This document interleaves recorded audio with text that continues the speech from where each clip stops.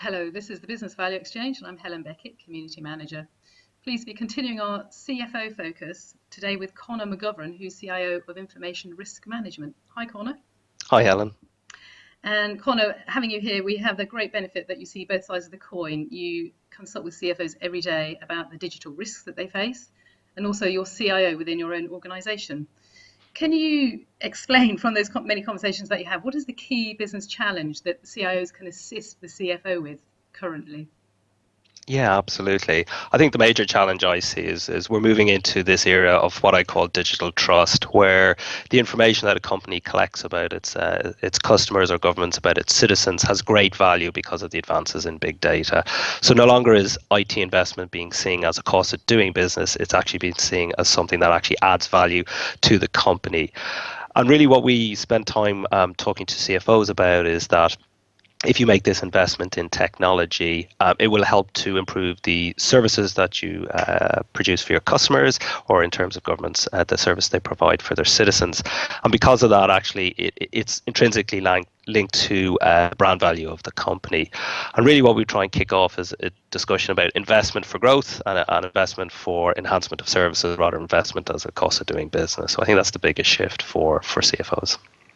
So that's a huge shift you're talking about. This moving from the CFO maybe viewing IT as a cost center to viewing it as a brand. Who else is going to be involved in that conversation? It sounds very broad based. It is actually. I think the best way to tackle this is to bring a number of key stakeholders in the business together. I think the CEO and the marketing functions, particularly the brand marketing functions, and to bring them around the table and to get really down to the discussion of what kind of information we're collecting and how we're going to actually protect that information. Because if what you're saying to your customers is please share information with us so we can produce better services for you, you've got to engender a level of trust, because I think it's very topical at the moment. People are becoming more reluctant to share this information. So what we say is, if we build trust, digital trust, into our brand, we need to be able to back it up, and that backup needs investment in information technology and information security to keep that data secure. So it's getting those people around the table and agreeing that that's actually a viable thing. The other thing that we look at and we give a info is to explain to the CEO what's the risk if we don't do anything, if we don't make this investment and our competitors do, and they can enhance their services in ways that we can't. Where do we go from there?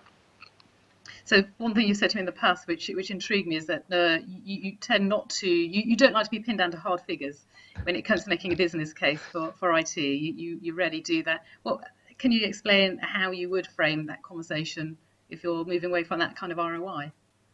Absolutely. I think because digital trust and sort of the digital era is still relatively new, the sort of the common techniques and the ways you do it is not fixed yet. So essentially there is an element of trial and error here. You need to actually try some things, and there's techniques to do that, to actually figure out what's effective.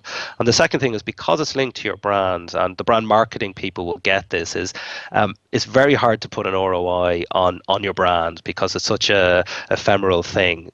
You can say our brand has been increased because people trust us more, and we can make some sort of measures on the enhancement of products and services and get feedback from the customers. But those things are all fairly subjective. So I try and frame it in that way, that we're on a journey. There will be some trial and error. And because this is new, it's very, very hard to say if you invest X, you will get a return of Y. Connor, thanks very much for those sort of honest, candid insights. It's a very fluid conversation. It's a new era. It's about brand and not costs, was what I hear you saying. So many thanks for sharing that, and I'm sure we'll be talking more in the future. You're welcome, Helen. Thank you.